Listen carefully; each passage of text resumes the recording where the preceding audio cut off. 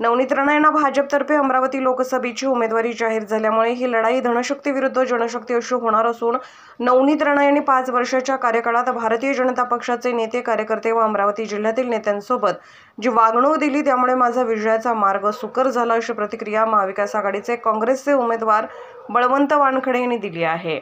नवनीतजी राणा यांना अमरावती लोकसभेकरता भारतीय जनता पार्टीने उमेदवारी दिली त्याबद्दल मी नवनीतजी राणा यांचे अभिनंदनच करतो।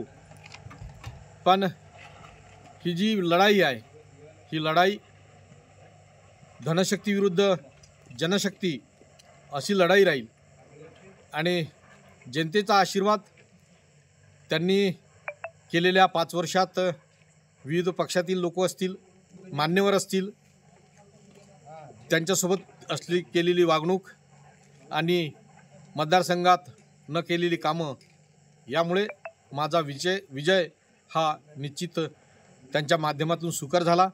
माझा विजय हा निश्चित मानला जाईल एवढंच मी या प्रसंगी सांगतो।